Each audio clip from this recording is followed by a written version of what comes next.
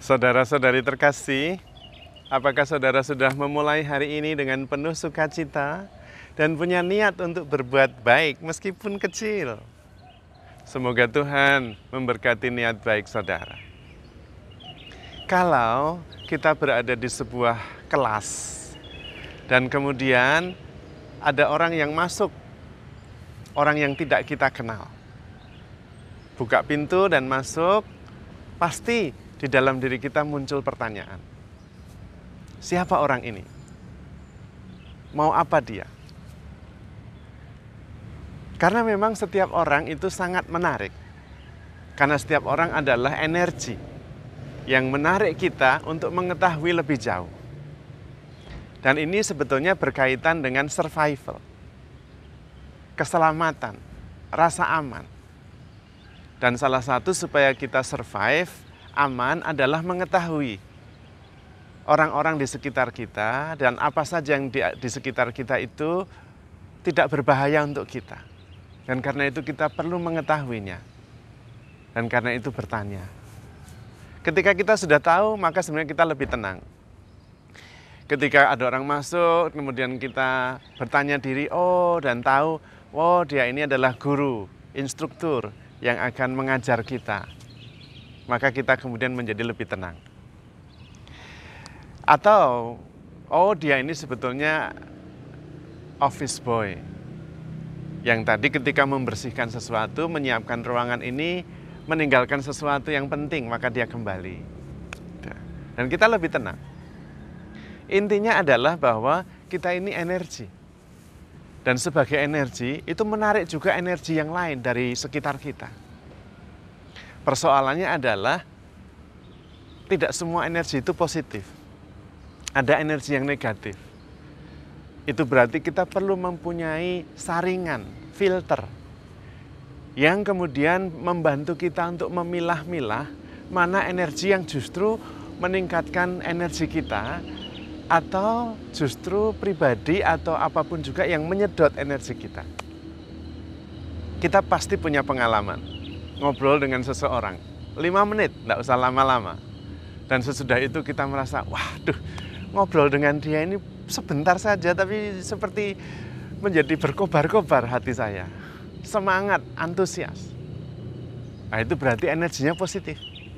Orang seperti ini disebut dengan orang-orang yang inspiratif.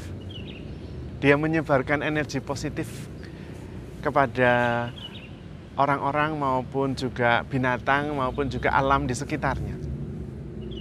Tapi ada yang sebaliknya. Ketemu orang lain, ngobrol dalam waktu yang durasinya kurang lebih sama, 5 menit. Dan sesudah itu kita merasa lelah sekali. Aduh, kenapa yang ngobrol sama dia rasanya kok lelah sekali? Drain. Energinya terkuras habis. Orang-orang seperti ini disebut dengan vampir energi. Biasanya dia mengeluh, dia protes, dia kasar. Pokoknya semua yang negatif yang keluar, menyalahkan. Semua yang negatif yang membuat energi kita itu tersedot. Disinilah pentingnya kita mengetahui energi yang datang, yang tersedot di dalam diri kita sebagai magnet, yang mendekat kepada kita. Apakah energi positif atau energi negatif. Dan di sini dibutuhkan sebuah inner management, manajemen batin, untuk bisa memilah-milah. Dan perlu juga setting boundaries, membuat batas-batas tertentu, sehingga kita seharian mempunyai energi cukup untuk berbahagia, untuk berbuat baik. Baru kemudian kita beristirahat dan merasa lebih nyaman ketika sepanjang hari kita mempunyai energi cukup untuk berbahagia, juga untuk melakukan kebaikan. Dan memang di sini dibutuhkan sumber energi. Dan sumber energi yang paling besar itu dari Tuhan sendiri. Maka bagus kalau pagi hari kita mempunyai relasi yang mendalam dengan Tuhan. Dan kita membuka diri kemudian menyerap segala energi yang kita butuhkan untuk menjalani hidup sepanjang hari. Tetapi tetap kita harus mempunyai kemampuan untuk mengatur apa saja yang perlu kita lakukan agar energi kita terjaga sepanjang hari, tidak cepat habis. Dan di situ dibutuhkan keterampilan, dibutuhkan latihan, dibutuhkan juga kesadaran bahwa tidak semua yang ada di sekitar kita itu sungguh-sungguh baik untuk kita. Kalau bisa, menurut saya, kita membatasi dengan siapa kita ketemu dan membatasi apa yang kita lakukan. Bukan bahwa yang lain tidak penting. Penting, tetapi energi kita itu terbatas. Kalau kita tidak membatasinya, kita kemudian tidak bisa menikmati rasa nyaman dan bahagia dalam perjumpaan dengan orang, juga dalam melakukan sesuatu. Setiap pribadi sebetulnya mengambil energi kita atau memberi energi kita. Dan itu yang menentukan adalah kita sendiri. Prioritas itu penting. Dan semakin sedikit kita berjumpa dengan seseorang, semakin sedikit kita melakukan sesuatu, energi kita untuk perjumpaan itu makin besar, energi kita untuk apa yang kita lakukan itu juga makin besar. Hasilnya lebih positif. Apalagi kalau kita ketemu justru kepada orang-orang yang membuat kita bisa lebih bersemangat. Dan melakukan sesuatu yang sungguh kita sukai. Dan hasilnya bagus. Efeknya kita makin menjadi percaya diri. Dan energinya meningkat, bukan malah menyusut. Dan di situ dibutuhkan keterampilan sekali lagi. Juga kerendahan hati. Bahwa memang energi kita itu bukannya tak terbatas. Karena itu kita juga perlu waktu istirahat. Waktu berdoa. Waktu sungguh-sungguh merecharge kembali energi positif di dalam diri kita. Karena kita memang magnet, bagaimanapun juga. Dan sebetulnya yang sungguh-sungguh bisa membuat kita menjadi magnet, menarik yang positif adalah proses batin yang makin hari makin meningkat kualitasnya. Karena sebetulnya yang menarik itu adalah sesuatu yang sungguh indah, sungguh baik, dan sungguh enak. Indah itu pemandangan. Kalau ada pemandangan yang indah, semua orang ingin ke sana. Dan kalau kita sendiri sungguh-sungguh tampil dengan segala keindahannya, kepercayaan dirinya, maka kemudian kita juga menarik yang positif. Juga kalau Anda memproses sesuatu, masak dari bahan-bahan kemudian menjadi masakan yang enak, itu juga menarik.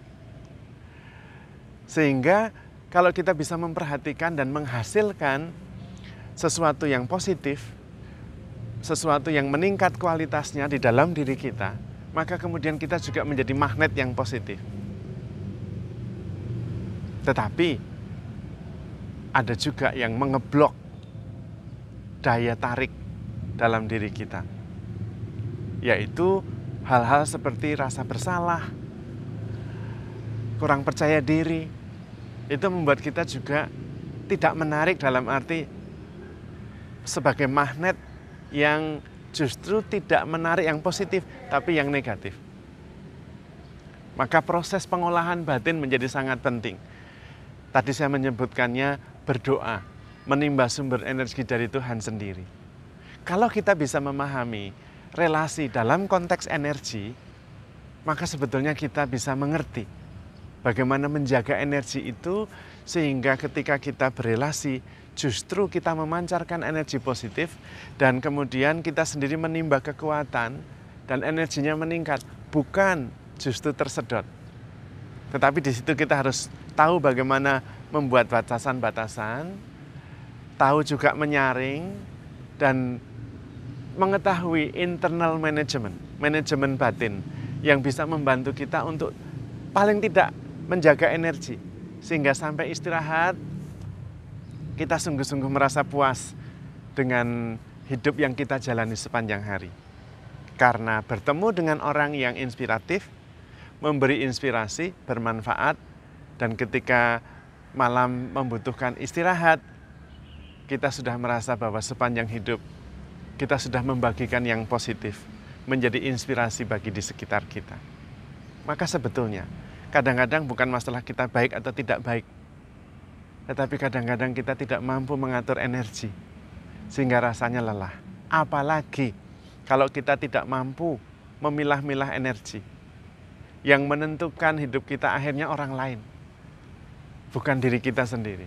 Apalagi orang-orang yang menyedot energi. Ya sudah, sepanjang hari kita rasanya lelah terus, tidak bahagia dan tidak puas.